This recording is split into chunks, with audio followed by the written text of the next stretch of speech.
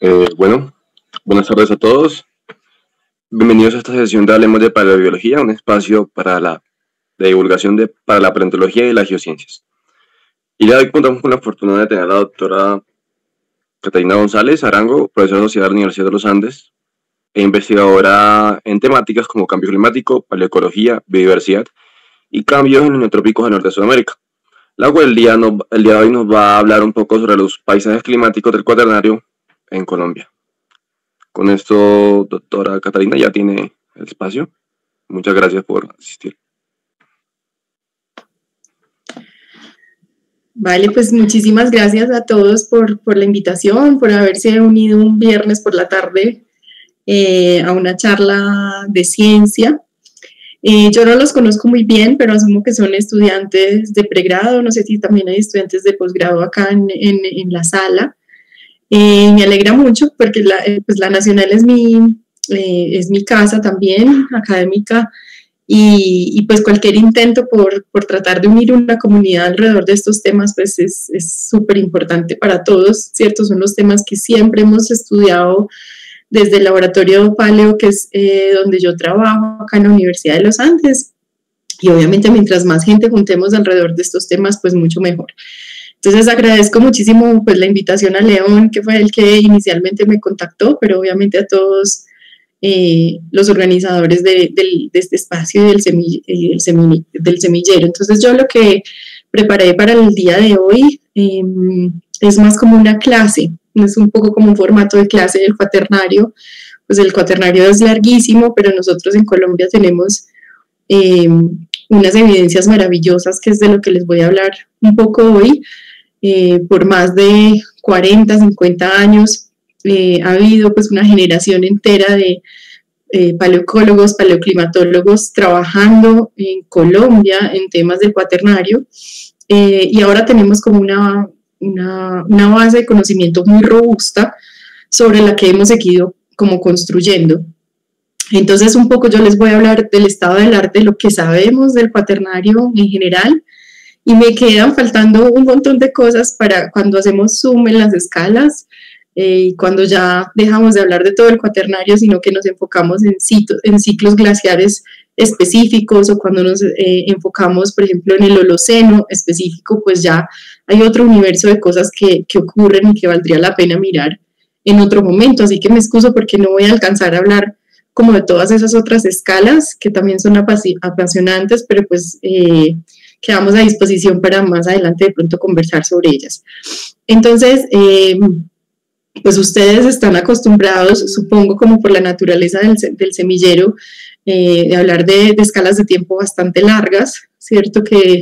Y trabajan probablemente con fósiles de distintos tipos, de distintas edades y proveniencias, que hablan de esa interacción tan cercana entre biodiversidad y, digamos, el contexto geológico. Hoy vamos a hablar entonces de esa relación entre biodiversidad y un contexto más climático, porque digamos que la configuración geológica tectónica de esta parte del mundo ya estaba muy establecida durante el Cuaternario, pero lo que sí empieza a cambiar abruptamente es el clima, y eso es de lo que les voy a contar hoy un poco, qué sabemos de esos cambios climáticos y cómo afectaron, digamos, los ecosistemas del norte de Sudamérica. Voy a compartir pantalla. ¿Cómo hago yo para hacer esto? Toda la pantalla. Supongo que es acá. Y ustedes me dicen, por favor, si están viendo mi pantalla. Sí, se observando. Paisajes climáticos del Cuaternario. Perfecto. Entonces, pues va a ser una historia, los voy a llevar como por una historia climática de los últimos 2.5 millones de años, solo haciendo un recorrido muy rápido por, digamos, esa historia climática muy general de la Tierra. Vemos cómo realmente han sido muy pocos los periodos en los que la Tierra ha estado parcialmente o totalmente glaciada, ¿cierto? Estos periodos están indicados por estos cuadraditos azules, en donde pues los periodos como congelados o con hielo en alguna parte de la superficie terrestre han sido relativamente pocos. Nos vamos a estar moviendo en este último cajoncito de acá, al que vamos a llamar cuaternario, ¿cierto? El cuaternario entonces viene, es como la conclusión o es la época en la que termina toda una historia de enfriamiento paulatino del planeta Tierra que empieza hace más o menos 50 años o 55 millones de años, si quisiéramos, en este límite entre el Paleoceno y el Eoceno, ¿cierto? El planeta se empieza a enfriar paulatinamente. Todos estos son datos, digamos, provenientes, la mayoría de datos isotópicos de foraminíferos y que han permitido reconstruir estas como paleotemperaturas. Cuando entramos en el Oligoceno, entonces el planeta entra en ese estado o en ese modo más frío. Aquí se empieza a conformar el casquete polar de Antártida y después, digamos que hasta el Mioceno en adelante, seguimos como con un paulatino enfriamiento. Entonces ahora que todo el mundo habla de, digamos, que el discurso del calentamiento global obviamente nos inunda a todos los días, pues pensar que en realidad venimos en un contexto de enfriamiento es importante. Entonces realmente el cuaternario es esta última colita del enfriamiento donde ya se establecen ambas capas polares o casquetes polares, tanto en el hemisferio norte como en el hemisferio sur. Digamos que ya están reconfigurados tectónicamente hablando, están ya muy configurados los continentes, los terrenos emergidos, ya está cerrado el Istmo de Panamá completamente, ya está la cordillera de los Andes prácticamente completamente levantada. El último empujoncito pues ya ocurre en esta misma época. El pasaje de Drake, que es ese cierre entre Patagonia pues, y Antártida, ya está abierto. Entonces digamos que ya esa configuración global está muy parecida a lo que tenemos hoy en día. Entonces entramos en esta época que se llama, pues en este periodo muy importante que es el cuaternario, que está caracterizado justamente por esos periodos glaciares e interglaciares que están gobernados básicamente por cambios en la órbita terrestre. Yo no sé si ustedes han oído hablar de los ciclos de Milankovitch, ¿cierto? Milankovitch era un matemático que teorizó en la Primera Guerra Mundial sobre esas ciclicidades. Eso es un trabajo impresionante porque, digamos, él no tenía evidencia empírica, era puro cálculo matemático a punta de observaciones astronómicas, en donde él deduce que hay esas tres, digamos, periodicidades se superponen. La primera es la excentricidad, que es un ciclo dominante de cada 100.000 años. El segundo, y que depende mucho de la forma de la órbita terrestre, ¿cierto? Mientras más elíptica, más excéntrica, ¿cierto? Entonces va a haber más diferencias entre el primavera y verano. O cuando es pues como más circular, entonces esa órbita no vamos a tener tantas diferencias y vamos a tener entonces no sé, menos formación de hielo probablemente en esta situación. La oblicuidad, por su parte, tiene que ver con la inclinación del eje de rotación de la Tierra. Hoy en día está a 23.5 grados, pero no siempre ha sido así. Entonces, ese cambio en la oblicuidad, si es más inclinado el eje, entonces nuevamente vamos a tener los hemisferios recibiendo distintas cantidades de energía en distintos momentos del año. Y esa oblicuidad entonces impone ciclos de radiancia, sobre todo, de cada 41.000 años más o menos. Y la precesión, que es la última, tiene que ver con ese buclecito que dibuja, digamos, el eje de rotación sobre sí mismo, que está como configurando un ciclo de cada 21.000 años más o menos, entre 19 y 21.000 años. Entonces, cuando se superponen esos tres ciclicidades distintas, dan como resultado unos patrones, ¿cierto? Aquí están las ondas de la precesión, cada 21, tenemos las ondas de la oblicuidad, que ocurren cada 41, y tenemos las ondas de la excentricidad que ocurren cada 100.000. Cuando se superponen esas tres, entonces vamos a tener unas ciclicidades que se empiezan a parecer muchísimo a, digamos, la evidencia empírica de los ciclos glaciares e interglaciares. Entonces, digamos que ha sido...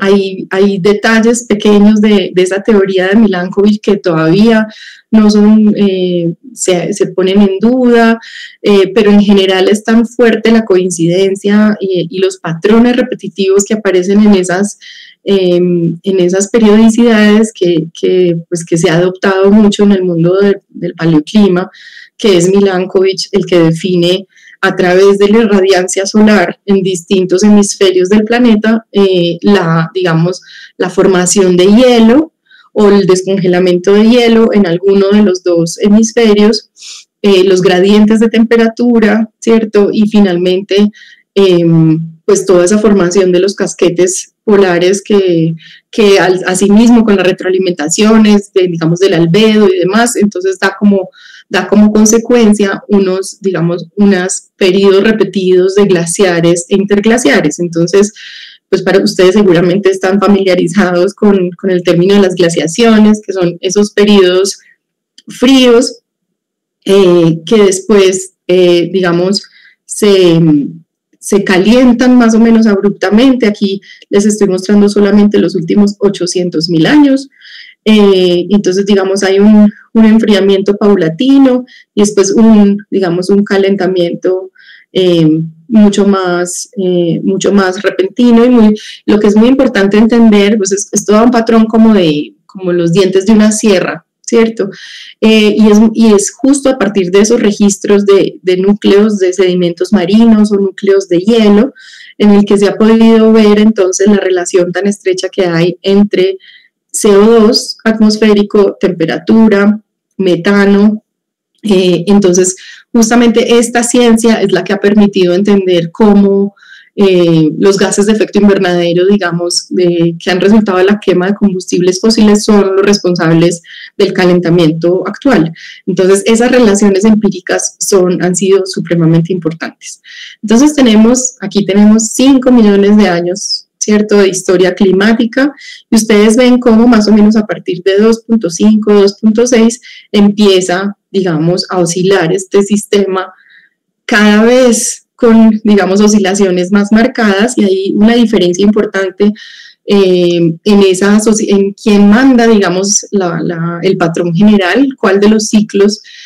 Parece ser que la oblicuidad es la que manda el juego en la primera parte del cuaternario, ¿cierto? Con ciclos mucho más seguidos, pero sin tanta amplitud, ¿cierto? Son ciclos de 41.000 años, con pequeñas glaciaciones, pero nunca tan frías como las que después se instauran más o menos durante el último millón de años, donde ya son más o menos cada 100.000 años y de una amplitud mucho mayor, ¿sí?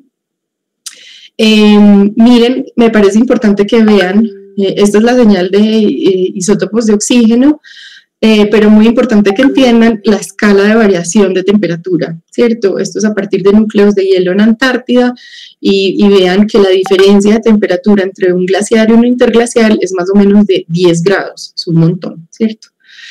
Entonces, pues tenemos evidencias en núcleos de hielo, tenemos evidencias en registros sedimentarios que, digamos, se han levantado, las Dolomitas en Italia, que guardan, digamos, esas distintas ciclicidades y que han sido, pues, el apoyo empírico para los datos teóricos de Milankovitch. Aquí hay un videito corto para mostrarles cómo, pues, nosotros en realidad conocemos bien los impactos que han tenido esas glaciaciones en las altas latitudes, porque sabemos que esa formación de ese hielo continental se expandía muchísimo en latitud, empujando, digamos, todas las floras, todas las faunas hacia abajo, en el caso del hemisferio norte, o hacia arriba, en el caso del hemisferio sur, teniendo un impacto muy grande en la distribución, ¿cierto?, de la biodiversidad y la respuesta a ese enfriamiento. El hemisferio norte probablemente se enfrió mucho más que el hemisferio sur, por la configuración, ¿cierto?, de los continentes y demás, pero y digamos que la ciencia ha entendido hace mucho y ha usado esos modelos como de esas nuevas geografías glaciares, interglaciares, lo han usado para poner a prueba como hipótesis, ¿cierto? Pero pues una pregunta por mucho tiempo muy larga, muy importante era qué pasaba entonces en Sudamérica, ¿cierto? En Sudamérica no alcanzaban a llegar los casquetes polares. ¿Qué teníamos como respuesta? Había gente que pensaba que no, que los trópicos son súper estables, que no les pasaba nada, y que en parte pues las altas diversidades que teníamos acá era un efecto de acumular especies que no cambiaban drásticamente porque no había extinciones asociadas a esas glaciaciones. Sin embargo, los trabajos que les voy a mostrar hoy pues justamente muestran lo contrario. Entonces, les voy a mostrar escogí evidencias de distintos ambientes. Me voy a enfocar sobre todo en Colombia y en el norte de Sudamérica, porque digamos que la historia para Chile, Patagonia, Brasil es distinta, pero pues no podemos pensarlo desconectado, ¿cierto?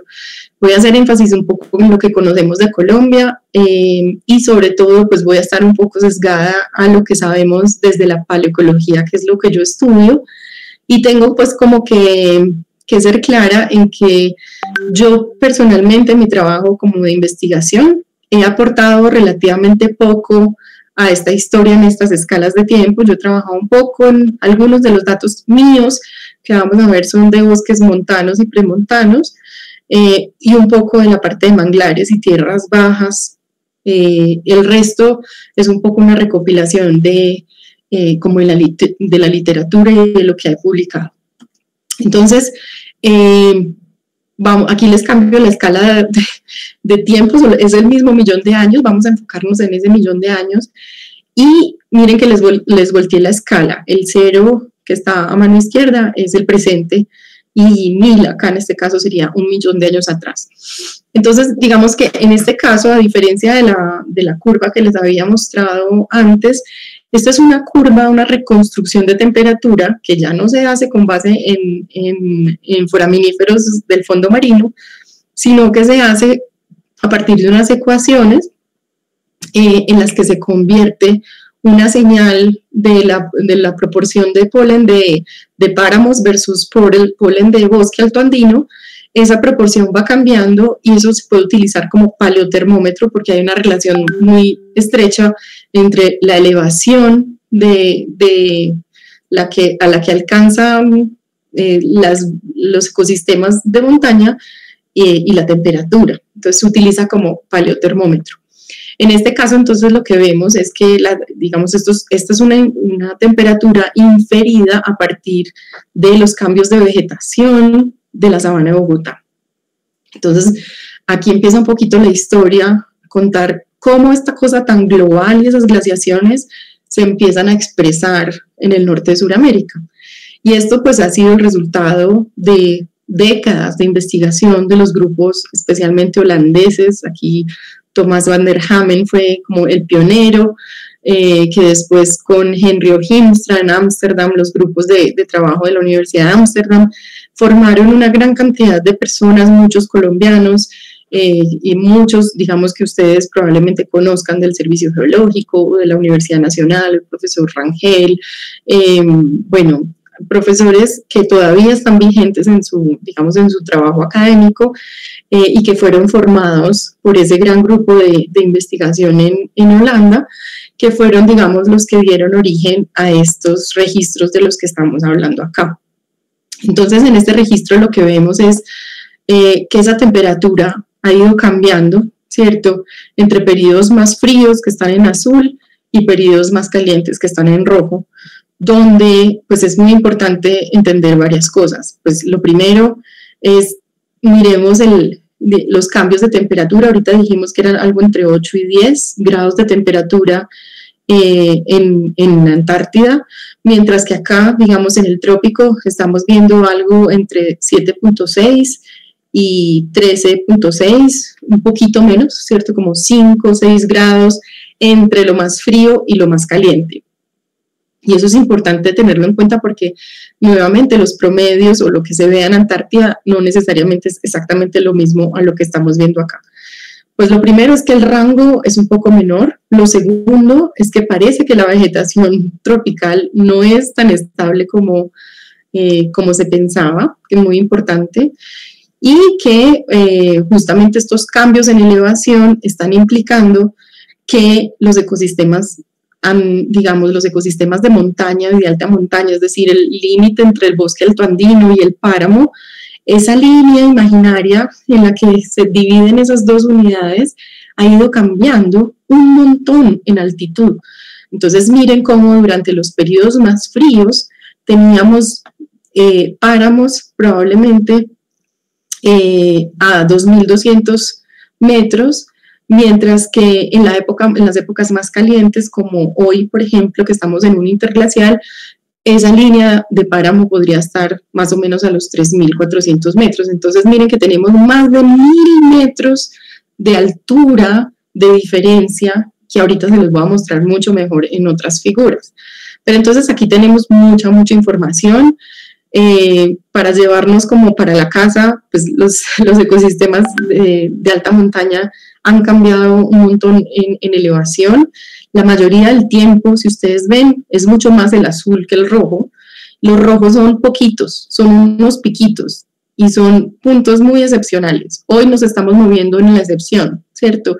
Pero piensen, todas las faunas, todas las floras de esta sabana de Bogotá y de los Andes del norte de Colombia, pues estaban, entre comillas, más acostumbrados a vivir en condiciones frías, y eso es muy importante porque entonces ahora digamos que con el calentamiento los estamos sometiendo a un estrés como desconocido en su historia como biológica evolutiva reciente. Sobre eso, pues yo esto no voy a hablar mucho, pero quiero que lo tengan por ahí como en la mente, de que obviamente el cambio climático es lo más resaltable, lo más importante que está cambiando durante este periodo del Cuaternario, pero no es lo único.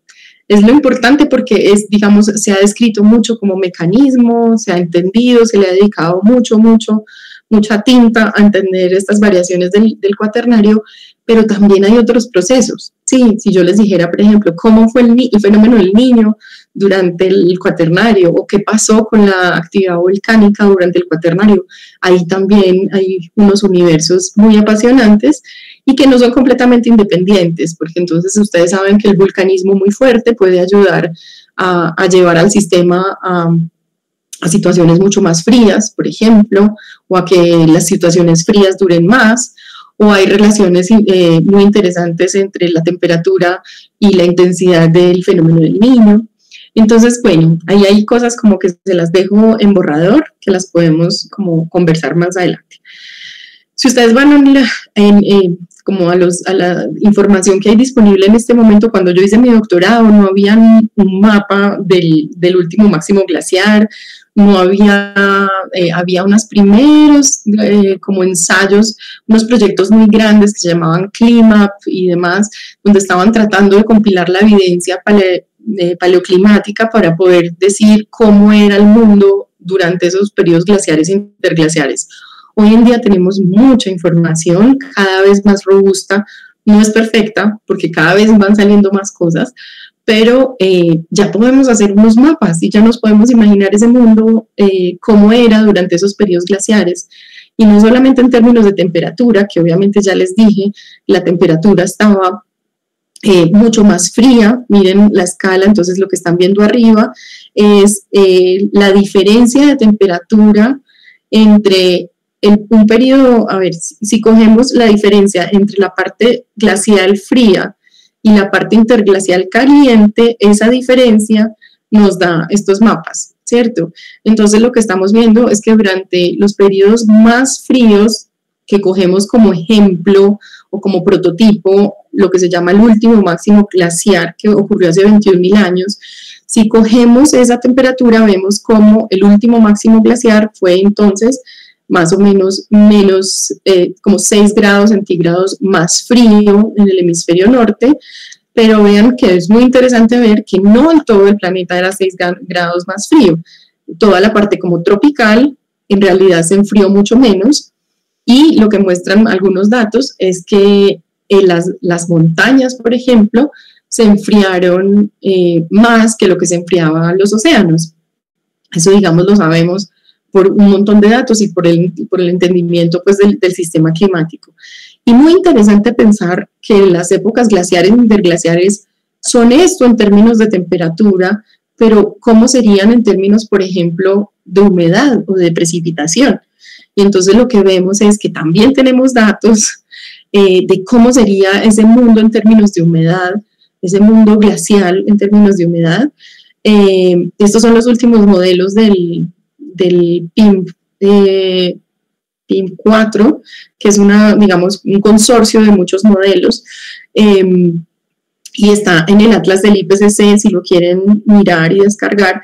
Lo que uno puede ver es que durante los periodos glaciares, los periodos fríos, en general Sudamérica se volvía más seco, ¿cierto? Era más seco, pero no era homogéneamente más seco. Nuevamente quiero que miren con cuidado, era mucho más seco La Guajira, el Caribe, toda esta parte de Guyana, un pedacito de Amazonía central, pero el hemisferio sur, por ejemplo, o lo que serían los bosques del Cerrado, o incluso la cordillera de los Andes, no era necesariamente más seco. Entonces es muy interesante porque estas capas climáticas ya existen, están disponibles, uno puede descargar los datos y jugar y hacer modelos de distribución de especies y demás, pero pues esta es una información que cuando yo hice mi doctorado no existía y que ustedes son muy privilegiados de tenerla porque pueden poner a prueba muchas hipótesis. Entonces, digamos, una estudiante nuestra acá del Departamento de Geociencias recién sometió un artículo en el que muestra cómo los ambientes terrestres amplifican el cambio de temperatura en por lo menos un 50% cuando se compara con los cambios de temperatura en ambientes oceánicos, y eso es muy, muy chévere de saber. Si en el océano se enfría 3, entonces digamos que en el continente se enfría 4.5.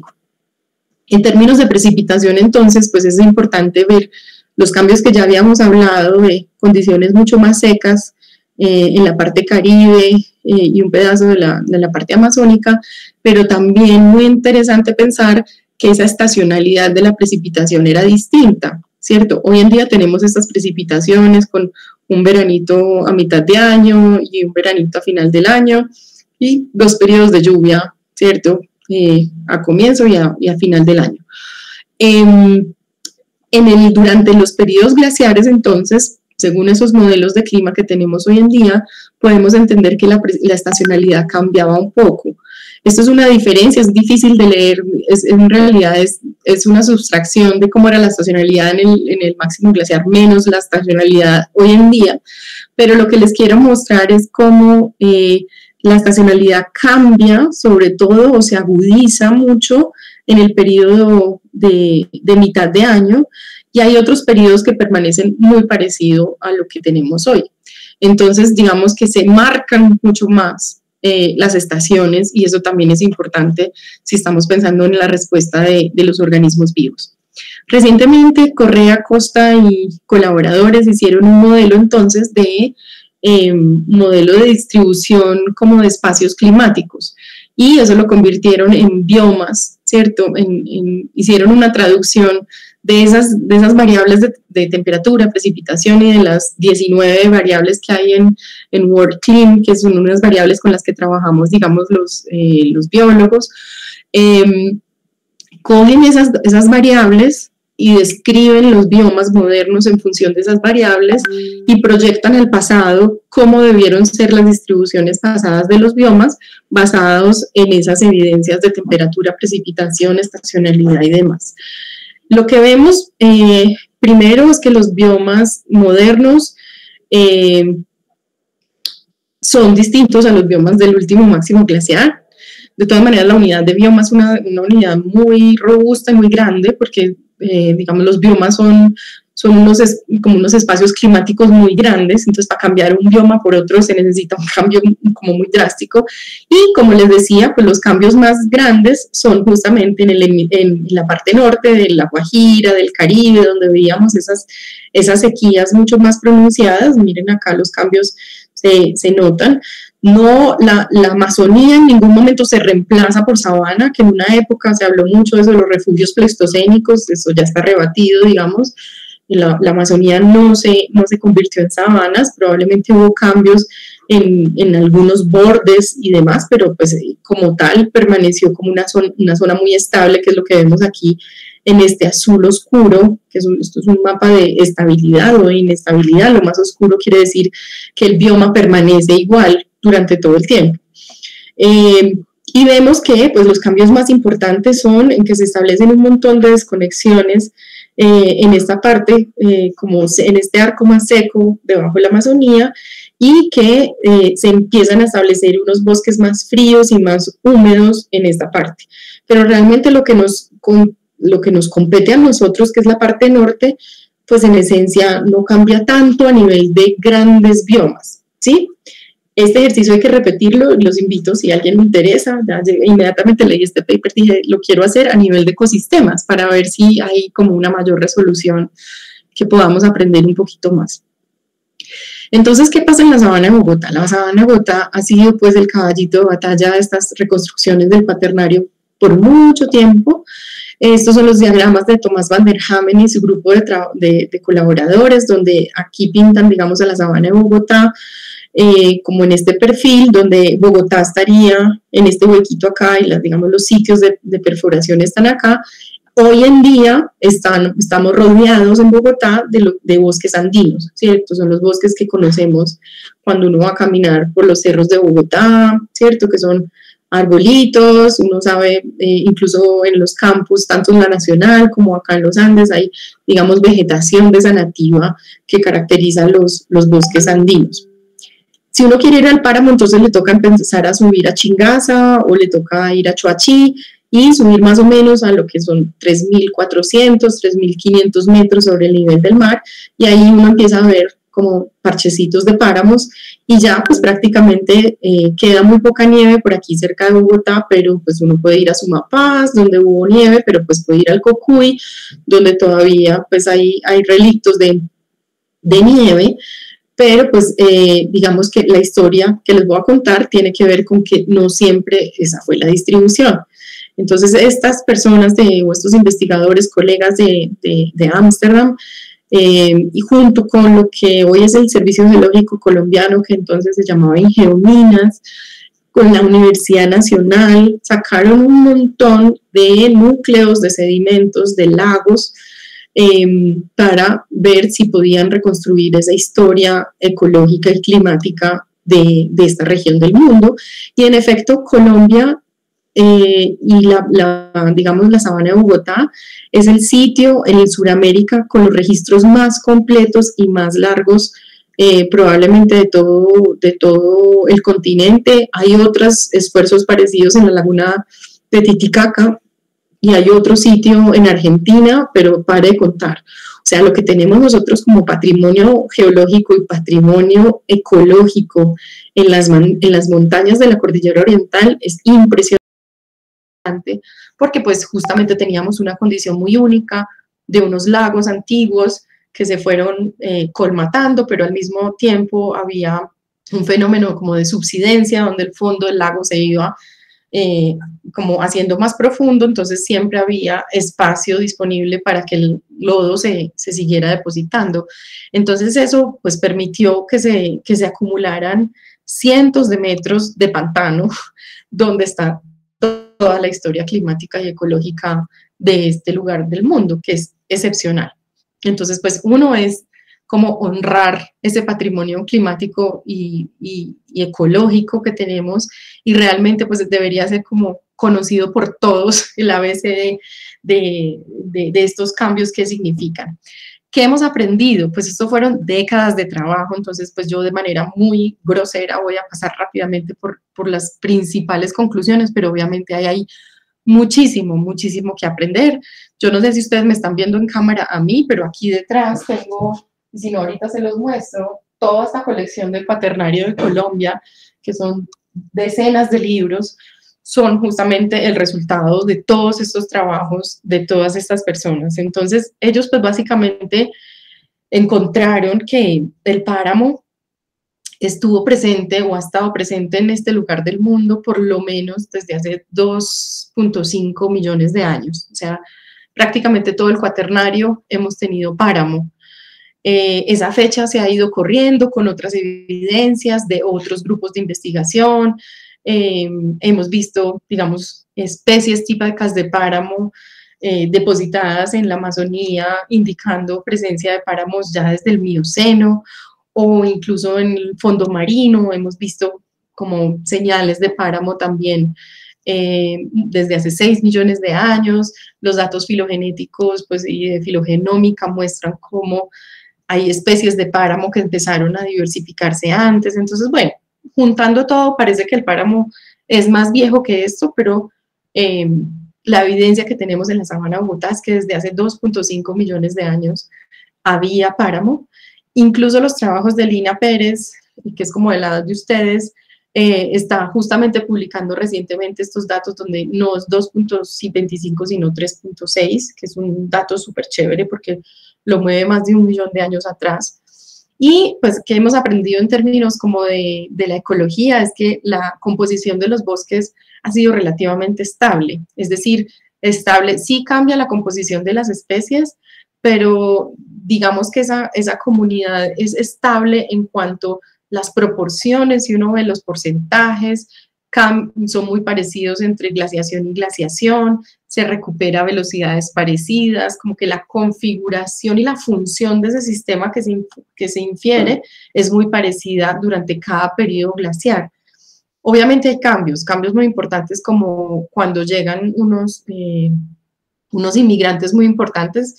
El primer inmigrante que llega es Alnus, los alisos, que llegan según Ohimstra, es más o menos hace 1 millón de años, se usa como un marcador de hace 1 millón de años, pero con las nuevas cronologías de Lina, eso se está corriendo hasta 1.8, y Quercus, que son los robles, inmigraron hace 430.000 años, que también probablemente se corra un poquito hacia atrás, según la nueva cronología.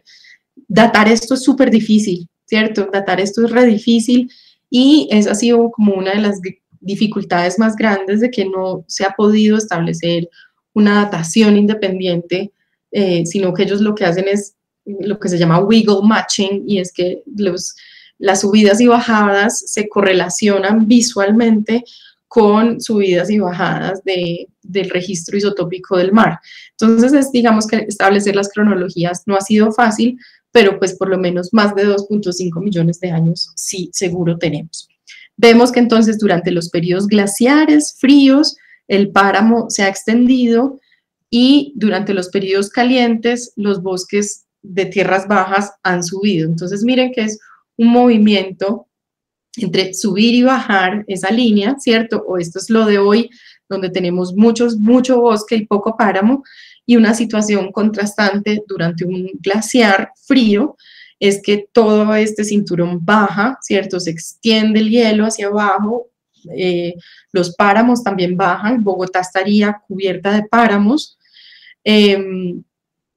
y los páramos llegarían prácticamente hasta los 2.500, 2.000, 2.200 metros, o sea, que haya 2.200 metros, no me acuerdo, pero en todo caso bien abajo tendríamos páramos. O sea, imagínense, cierren los ojos por un instante e imagínense que ustedes están en la universidad rodeados de frailejones, lagunas y todo lo que encuentran en un páramo. Entonces, esos cambios en los cinturones de vegetación son los que han permitido establecer esos cambios de temperatura. Y gracias a eso, pues hemos entendido cómo esa oscilación entre glaciar e interglacial ha ido cambiando también los sistemas, por ejemplo, de erosión y sedimentación. Durante los interglaciares tenemos erosiones mucho más bajas, porque tenemos más vegetación, ¿cierto? Y porque también la evapotranspiración es más alta porque hay más calor, entonces, digamos, no se acumula tanta agua, mientras que en los periodos glaciares, pues tenemos el páramo, ¿cierto? Mucho más extendido, mayores tasas de erosión y mucho menos bosque y más páramo, ¿cierto? Entonces se forman, digamos, ambientes mucho más inundados, y pues los grandes lagos de la sabana de Bogotá vienen justamente de relictos glaciares.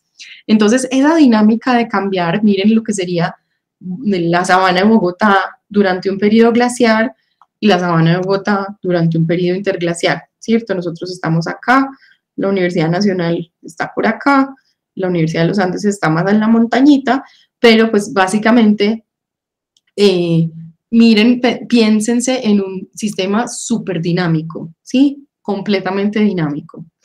Además, recientemente se ha seguido trabajando sobre eso, gente de otros grupos ha cogido ese registro y han mirado más cosas y se han dado cuenta que en estos interglaciares, o sea, las épocas calientes, curiosamente hemos visto menos fuegos, menos intensidad de fuegos, probablemente por la relación con la vegetación, pero lo que se ha visto es que durante las épocas frías, ¿cierto? Estas épocas más frías, más encharcadas, también hay señales de fuegos más frecuentes y más intensos, muy probablemente asociados a la mayor presencia de pajonales y de ambientes de páramo que permiten quemarse más fácil.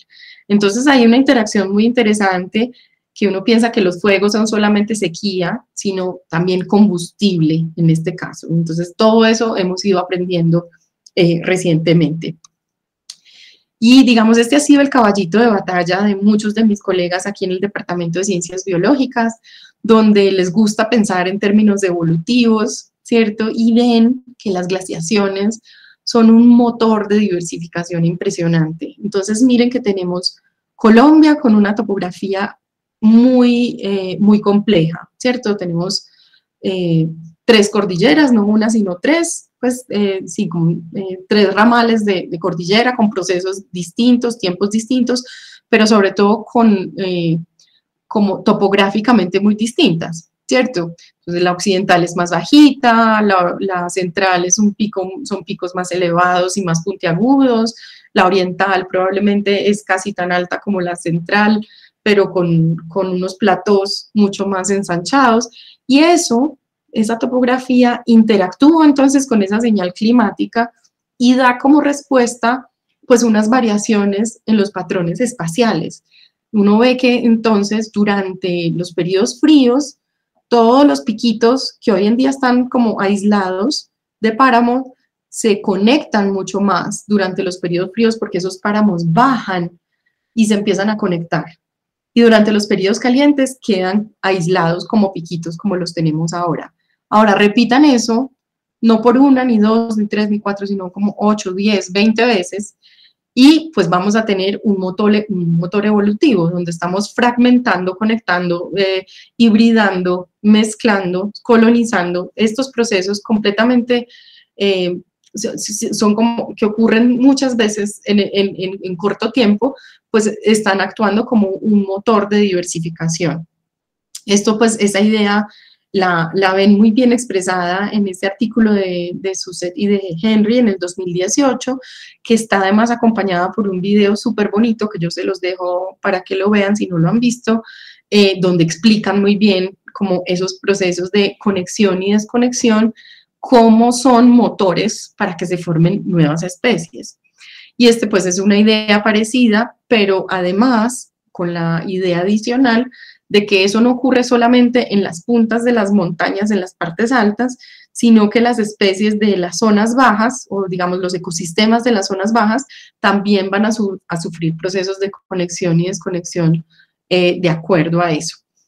Muy importante, como de lo último que hemos aprendido, es que es esa interacción entre cambio climático y topografía local. Es decir, cada montaña, cada sitio va a responder de manera distinta a esos cambios climáticos dada su configuración topográfica. Este es un ejemplo alrededor de la Laguna de la Cocha, donde ustedes ven cómo la extensión, hoy en día tenemos este poquito de páramo, hace 8.000 años al comienzo del Holoceno teníamos más páramo, pero hace 15.000 años teníamos mucho más páramo e incluso zonas con nieve, y en el máximo glaciar teníamos todo esto congelado. Pero eso depende de qué, de la altura y de la topografía que constituye este lugar específico.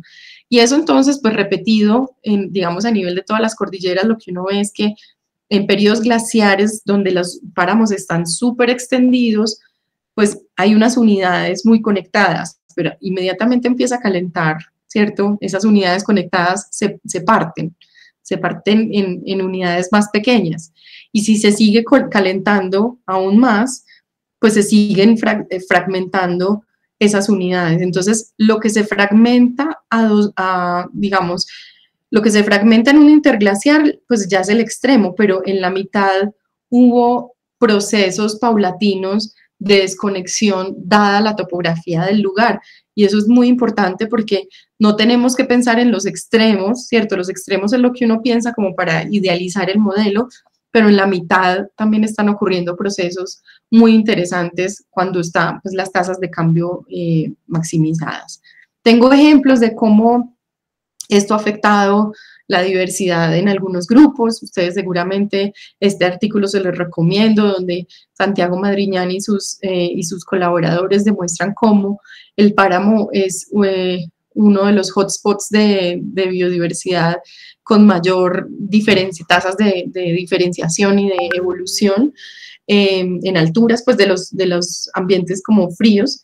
Y una de las razones que ellos argumentan es justamente esos cambios del cuaternario, donde los espeletias son un ejemplo impresionante de cómo esa diversificación de espeletias, y no solamente partirse y separar poblaciones, sino cuando se hibridan, se vuelven a encontrar como poblaciones antiguas y se reconectan. Entonces esos procesos de hibridación como secundaria son súper interesantes y empiezan a salir. Todos estos son artículos recientes de los últimos 5 años. En otros grupos, por ejemplo, están los chochos del grupo de lupinos, que es un grupo muy grande que está en todos los Andes, de norte desde Colombia hasta Chile. Vemos cómo toda esa radiación de especies coincide justo con el último 1.000.000 de años, es decir, puro cuaternario.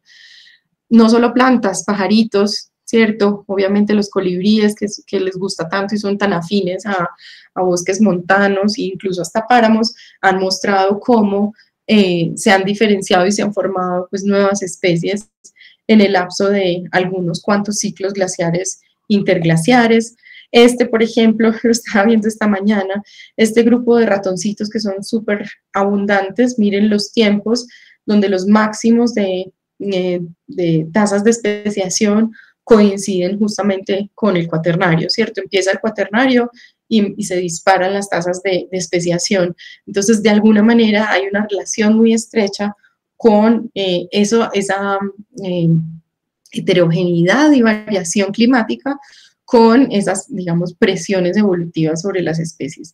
Este es el video del que les estaba hablando, se los dejo por si no lo conocen, se llama Sky Islands, a Time Travel of the Andes Mountains, está en YouTube, y es una cosa muy chévere porque después de muchas décadas de trabajar en ciencia pura y dura, pues ellos deciden que hay que comunicarlo al público en general, y entonces trabajan con artistas, con gente pues, de comunicación visual y demás, y arman un video que es mucho más entendible para el público general, pero básicamente está basado en la evidencia que les estoy contando.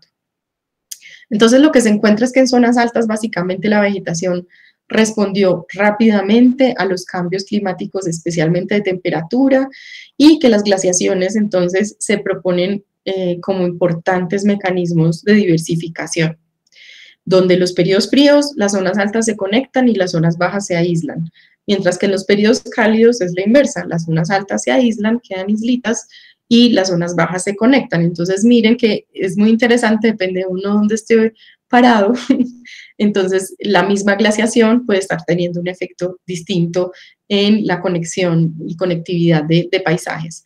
¿Qué pasó entonces en zonas bajas e intermedias? Entonces les voy a mostrar rápidamente una serie de evidencias. En bosques premontanos no hay muchos estudios de paleoclima por la dificultad de encontrar archivos. Esto fue que estaban abriendo una carretera, esta es la cordillera central, ¿cierto? Aquí está el Nevado Santa Isabel, donde está el cursor, y todo este es el abanico, ¿cierto?, de Armena Pereira, donde pues hay un montón de aportes volcanoclásticos, ¿cierto?, de actividad volcánica, pero arrastrada y retrabajada por ríos. y están justamente a 2.000 metros de altura, que es una elevación muy difícil para encontrar datos paleoclimáticos. Está más o menos por aquí en el cinturón montano bajo, y lo que nosotros estaban abriendo la carretera esa del café, la autopista del café, y se encontraron pues este tipo de depósitos donde había unos horizontes muy ricos en materia orgánica y tenían troncos de árboles ahí metidos. Entonces, pues nos emocionamos. Yo cuando eso no trabajaba en volcanes, ahí fue que todo empezó. Cogimos entonces las maderas, datamos esos sedimentos con mucho trabajo, porque el carbono 14 ya no servía, eran cosas más viejas que el carbono 14, y empezamos a identificar las maderas que estaban ahí, y lo que encontramos es que en efecto eran familias muy parecidas a las que hoy en día ocurren en los bosques montanos de zonas intermedias. Son familias, las melastomatáceas, las clusias, los combretáceas, las anacardiáceas, todos, digamos, de alguna manera nos hicieron pensar, y el polen también, y muchas otras señales, de que estábamos, a pesar de que estábamos en un momento tan cambiante, los bosques parecían no cambiar radicalmente, parecían muy estables. Y entonces, un poco pues mirando la literatura, de hecho, para los escenarios futuros, lo que se anticipa es que justamente las zonas intermedias van a ser como estos refugios de biodiversidad, mientras hay unas que se van a extirpar por el calor en zonas bajas y unas se van a extirpar por el frío, por las nuevas temperaturas en zonas altas. Las de zonas intermedias probablemente se van a acumular, entonces, porque son las que van a recibir las especies que están migrando hacia arriba, y digamos que la estabilidad que ofrecen las nubes y otras condiciones hacen que esos bosques intermedios no cambien tanto. Entonces, pareciera que hay evidencia que sugiere que los bosques intermedios son o fueron más estables durante esos periodos cuaternarios, y eso nos da pistas para, por ejemplo, estrategias de conservación. En bosques secos, pues obviamente se ha hablado menos, pero si ustedes comparan, digamos, los dos mapas, miremos un poquito la parte de arriba del norte, los bosques secos se expanden según este modelamiento, se expanden hasta esta parte como toda la costa caribe, se vuelven bosques muy secos, y probablemente algo chiquito en bosques interandinos, ¿cierto? Y eso es justamente lo que algunos autores como Pennington y demás han encontrado, y es que algunas especies de bosque seco tropical justamente se diversifican y se forman durante esos periodos glaciares. Es decir, que las glaciaciones no solamente favorecen a las especies de zonas frías, sino que también favorecen a las especies de zonas más secas. Y eso pues es importante si estamos pensando en términos de corredores, de por dónde se movió la fauna, sistemas de drenajes, etc. En manglares y en zonas costeras, que es en lo que yo he trabajado un poquito, pues el nivel del mar durante estos periodos del cuaternario cambió mucho, ¿cierto? Todo ese hielo congelado, ese hielo que estaba pues en los casquetes polares, volúmenes inmensos, lo que hacía era que entonces el nivel del mar bajara, porque todo el hielo era en versión hielo. El agua estaba en versión hielo. Entonces, lo que tenemos durante esos ciclos glaciares interglaciares, especialmente en el último 1.000.000 de años, son cambios de hasta 120 metros entre un periodo glaciar, aquí abajo, y un interglaciar.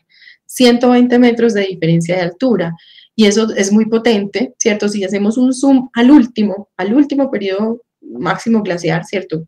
El GM está por aquí, y se empieza a descongelar, el nivel del mar empieza a subir, hasta que llega al Holoceno, y alrededor de 8, 7 mil años se medio establece en los niveles actuales, ¿cierto?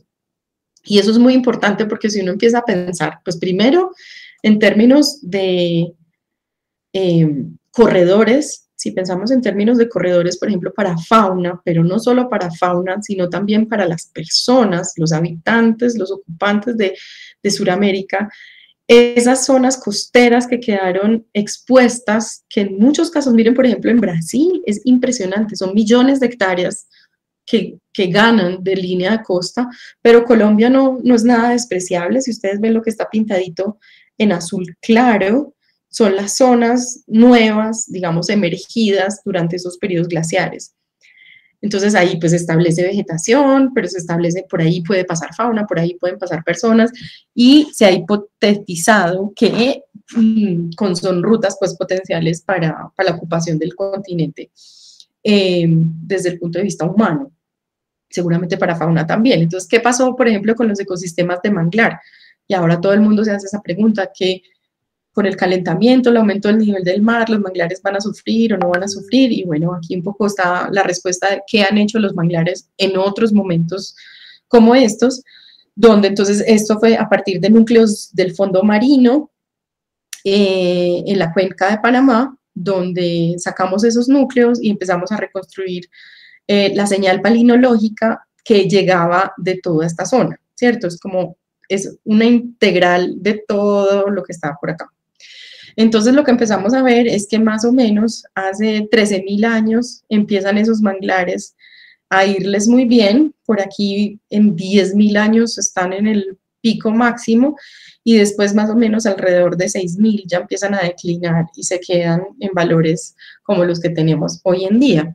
Y si uno piensa, pues eso con qué coincide según esa curva importante, y es que los manglares en esos nuevos paisajes que se establecen, ¿cierto? Esos manglares les va muy bien, ¿cierto? Se empiezan a expandir como locos cuando se empiezan a conformar esas nuevas planicies como de inundación, donde empiezan a confluir el río y el mar justamente, y las máximas extensiones coinciden con las mayores velocidades de aumento del nivel del mar. Miren qué tan potente es esa idea. Entonces los ecosistemas de manglar, pero también los arrecifes de coral y digamos esos pasajes costeros se vuelven muy importantes durante el Cuaternario, porque también están, digamos, oscilando, conectando y desconectando. Piensen ustedes, no sé si en esta diapositiva alcanzaron a ver cómo, no alcanzan a ver, pero por aquí está Gorgona, ¿cierto? Las islitas que hoy en día las vemos desconectadas y que hay que coger una lancha por varias horas para llegar, durante los periodos glaciares estaban conectadas literalmente al continente. Entonces también se vuelven procesos de diversificación, conectar y desconectar las islas, ¿cierto? De colonización o de aislamiento. Entonces, el nivel del mar también se vuelve un mecanismo muy importante, y ya cuando interactúan, no solamente el nivel del mar, sino que uno les superpone los efectos de los ríos, porque si ya estamos diciendo que toda la dinámica de las montañas y el transporte de humedad va a cambiar, pues los sistemas son más erosivos durante los glaciares y van a arrastrar cantidades de sedimentos distintas hasta las zonas bajas, y entonces en las épocas glaciares interglaciares también se van a ver reflejadas en cambios en esos sistemas de depositación y de erosión en tierras más bajas. Y este es un ejemplo precioso que a mí me emociona mucho, porque es como si uno conjuga cambios en precipitación con cambios en el nivel del mar, uno tiene una formación de unos hábitats estacionales que después se van a ver reflejados en las dinámicas poblacionales de las aves que viven ahí en Amazonía, en estos ambientes como de islotes. Entonces, pues hay como mucha tela para cortar. Ya para acabar y que podamos pasar a las preguntas, pues lo que quiero que ustedes se lleven es cómo, digamos, estos cambios, yo les hablé como de cinturones de vegetación como independientes, pero en realidad todo esto está muy conectado, ¿cierto? Lo que ocurra en los páramos va a estar conectado con lo que ocurra en las tierras bajas, en la Amazonía. Muy probablemente los páramos van a estar respondiendo muy bien a la temperatura, mientras que las zonas bajas van a estar respondiendo muy bien a los cambios en precipitación. Y eso lo que va a hacer es una reorganización en el tiempo y en el espacio de estos biomas, de estos ecosistemas, a través de los cuales va a haber intercambios o separaciones biológicas muy interesantes. Entonces, esto ofrece pues una plataforma maravillosa, es como el escenario. Lo que les acabo de escribir es cómo cambió el escenario para ustedes entonces entrar a entender sus restos biológicos, ¿cierto? Sus fósiles, sus restos de antiguos habitantes de este continente, de las personas, de las plantas, a partir de esa lógica de que, primero, pues sí fueron ecosistemas sensibles y sí respondieron. Segundo, no respondieron todos igual ni a la misma variable. Los de zonas altas más a la temperatura, los de zonas bajas más a la humedad probablemente. Que se establecen unas nuevas reconfiguraciones, ¿cierto? Y esas nuevas reconfiguraciones abren nuevas rutas, establecen nuevas barreras, y eso nos permite pensar en nuevas hipótesis. Este es un paper que salió hace muy poquito, en donde reevalúan un montón de datos palinológicos, y entonces ellos lo que hacen, evalúan más de 20 especies que hoy en día ocurren exclusivamente en bosques de montaña, y empiezan a ver cómo con los modelamientos climáticos esas especies potencialmente pudieron ocupar también las zonas bajas. Entonces había, por ejemplo, podocarpace en la Amazonía, restos de drimis, y cómo se establecen nuevos corredores de interacción, y cómo entonces la Amazonía se conecta con lo que hoy son los bosques más secos de la Mata Atlántica, cómo se establece un corredor muy continuo de la cordillera de los Andes, cómo, bueno, se establece esta conexión Amazonía-Andes, de la que tanto hablamos ahora con los ríos voladores y demás. Entonces, pensar en esas reconfiguraciones es súper interesante desde el punto de vista como científico de las nuevas hipótesis que se abren. Nuevamente, estos son en escalas súper amplias, cada 100.000 años, estamos hablando aquí. En 100.000 años pasan muchas cosas, entonces ahí hay otro universo de historias que contar, y si uno sigue haciendo zoom, siguen saliendo otros procesos distintos, pero por hoy el tema era cuaternario, entonces obviamente me quedo con esto, que era lo que alcanzaba a presentarles en una horita, pero pues obviamente podemos hablar de más cosas más adelante. Entonces yo con eso, ¿cómo hago yo para dejar de compartir acá? Listo, no sé si... Listo. No sé si tienen preguntas, no sé si no tienen comentarios, que quieren que conversemos un ratico. Ay, qué montón de aplausitos tan bonitos. Gracias. Tan lindos.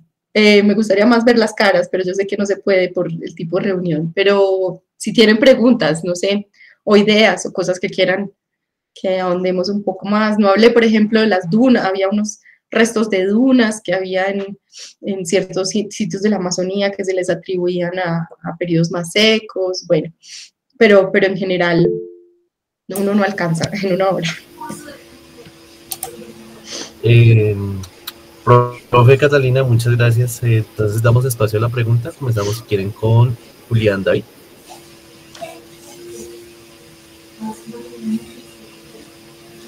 Julián. Hola, Julián.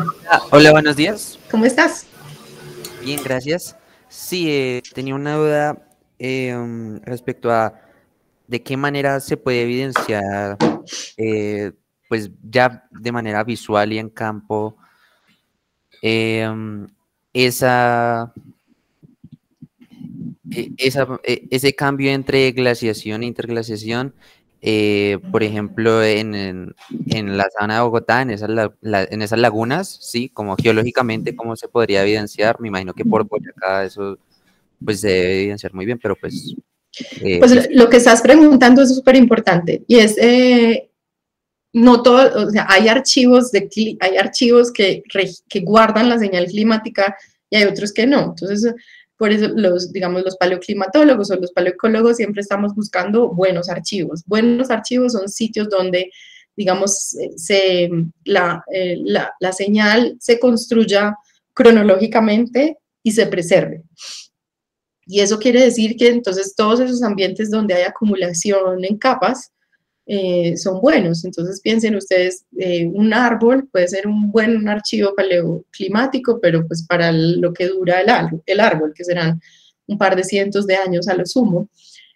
Para estos registros tan largos, por eso les digo, es excepcional, es increíble lo que se logró hacer en la sabana de Bogotá, con esos núcleos que tienen 2,5 millones de años en capas continuas. Entonces lo que hacen ahí es básicamente meter unos tubos, sacar los tubos, ¿cierto? Con el pantano, no son los tubos como de taladro como los de las petroleras, que lo que quieren hacer es un hueco, sino este es un tubo para sacar el pantano así intacto. Y después entonces en el laboratorio se analiza como cada cierto tiempo, y en este caso trabajaron sobre todo con polen fósil, pero se puede hacer con biomarcadores, con otras moléculas, con carbones, con isótopos, o sea, dependiendo de la pregunta, habrá unos proxies que puedan ayudar a responder esas preguntas, pero el universo de posibilidades es enorme siempre y cuando haya un buen registro. Entonces, pues depende mucho de encontrar esos registros. Otros son los registros de hielo en los picos de los nevados, pero ambientes sedimentarios donde se acumule la información cronológicamente es ideal. Entonces, pero pues no siempre se encuentra, y por eso es que no, es tan difícil encontrar, por ejemplo, en lagos en la Amazonía, lagos muy profundos en la Amazonía no hay, son lagos de muy pocos años, pues de 10.000, el Holoceno, ¿cierto? Un poquito más, los más largos son de 40.000, pero nunca 1.000.000 de años. Entonces hay sitios donde simplemente no se ha encontrado el registro porque el ambiente sedimentario o el ambiente de acumulación no da. Entonces, pues por eso es tan excepcional la sabana de Bogotá. Muchas gracias, de verdad. Gracias, profe. Andrés Leonardo tiene una pregunta. Si quieren, sigamos con Andrés.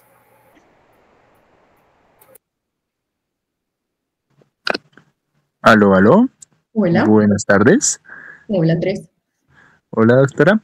Muchas gracias de antemano por su tiempo. Le tenía una duda rápida. Sí, cuéntame. ¿Cómo podríamos conjugar con todos estos datos paleoclimáticos para prepararnos para lo que se nos viene, con los cambios que sí o sí vienen por la intervención antrópica? Pues es muy importante esa pregunta. Obviamente uno dice, ¿para qué estudia el pasado? y parte de la justificación es que justamente entender ese sistema, cómo se han movido las tasas de respuesta, cuánto se demora trepando un páramo, ¿cierto? Pasando de un glaciar a un interglaciar. Si uno pasa de un frío a un caliente, ¿cuánto se demora esa vegetación acomodándose en el perfil? O le ayuda a uno a tomar decisiones, ¿cierto? Si uno está viendo que eso está subiendo y bajando en la montaña, pues entonces uno no tiene que conservar, por ejemplo, en términos de conservación, no se trata solamente de conservar dónde está el páramo hoy, sino donde hubo páramo antes o donde potencialmente va a haber páramo mañana. Entonces es una visión mucho más dinámica en términos de un futuro como parte de la consecuencia de una cosa que se mueve, que cambia, que no es estática.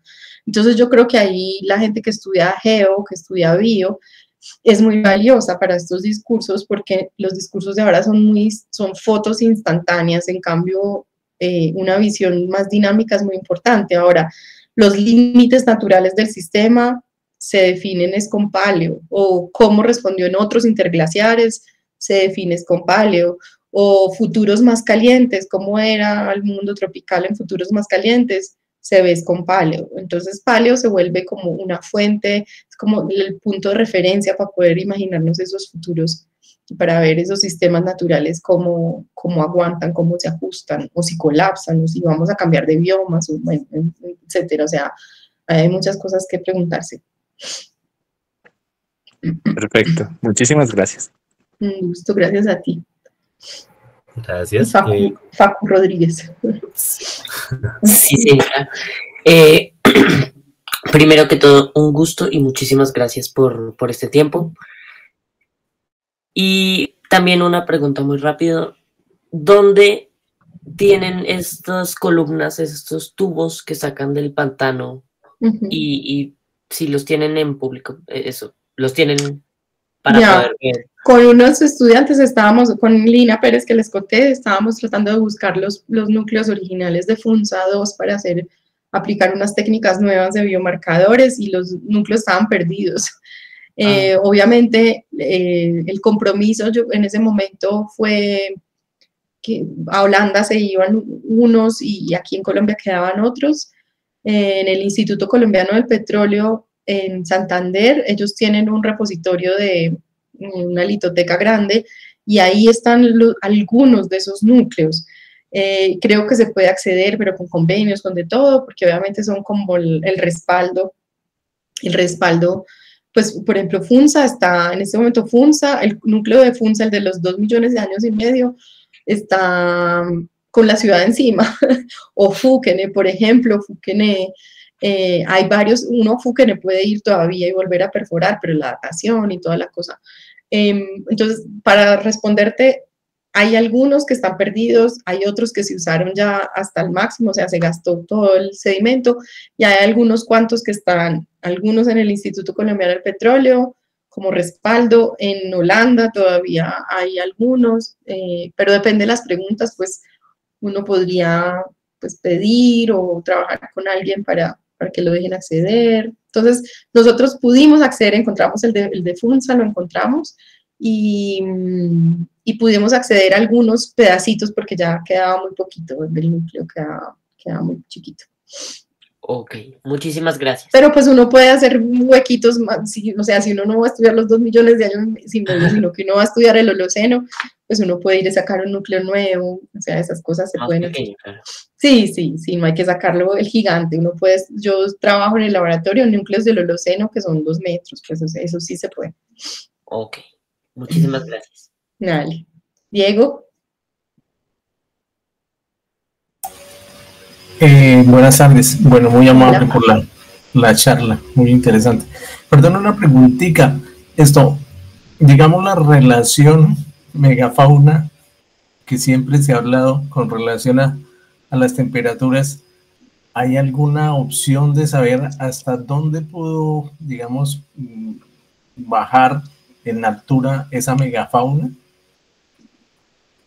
Pues yo creo que sí, hay que hacer trabajos juiciosos. Primero, importante saber cuándo está el resto de la megafauna, ¿cierto? Que muchos como paleontólogos citan, digamos, el hallazgo, pero no tienen edades asociadas, y eso es muy difícil porque entonces, si uno tiene un marco de referencia cronológico, pues uno puede saber más o menos, pues si está hablando de un periodo frío, de uno caliente, y se pueden hacer modelos, ¿cierto? Se pueden hacer modelos, hay modelamiento, tenemos herramientas para modelar, tenemos ya capas de datos climáticos, entonces, pues digamos que cada hallazgo paleontológico es un punto más en esos mapas potenciales de distribuciones, entonces sí se necesita como pensar en estos escenarios climáticos como drivers de esos movimientos, pero sí hay gente haciendo eso.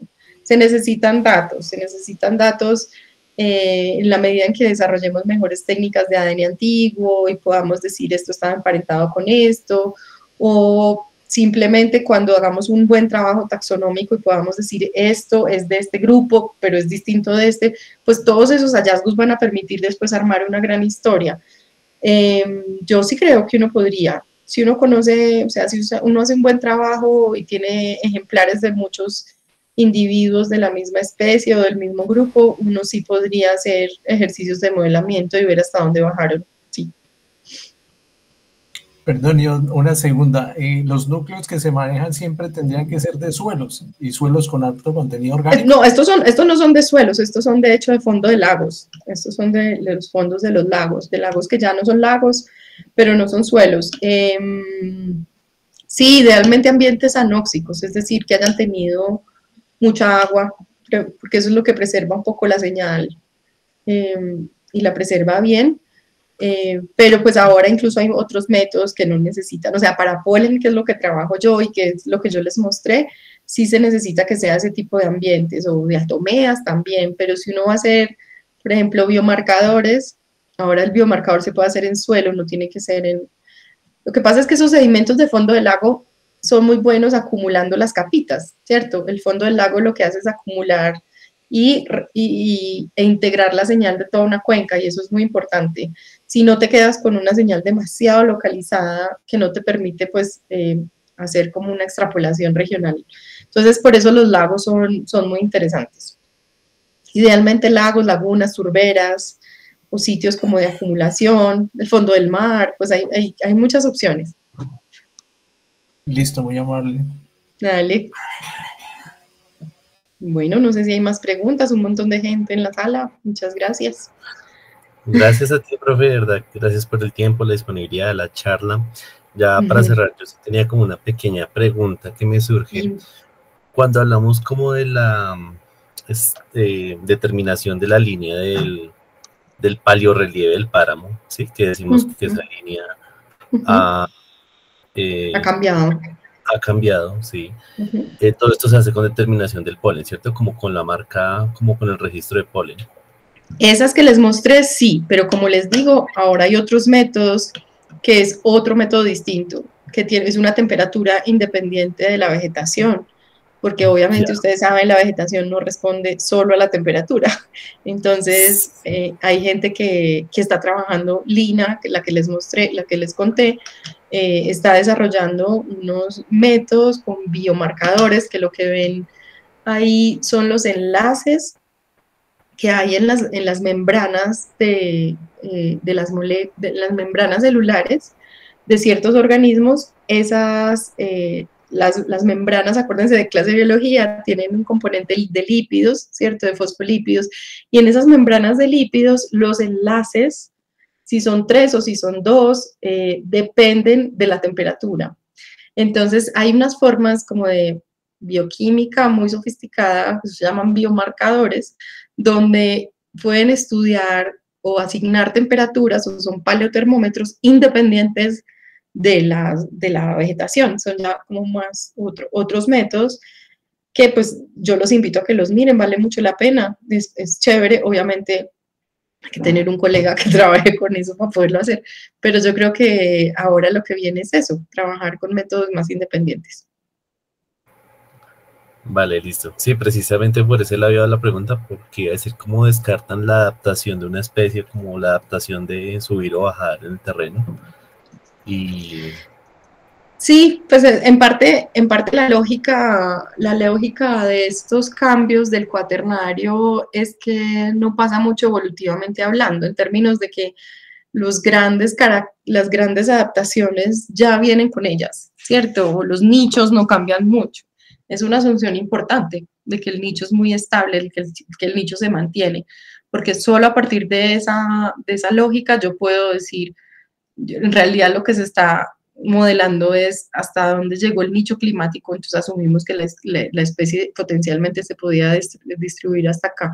Pero entonces sí, digamos que se mezclan métodos, ningún método por sí solo va a contar toda la historia, porque la palinología, el polen, sí es un dato empírico, o sea, sí sé que esa especie estaba ahí en tal momento.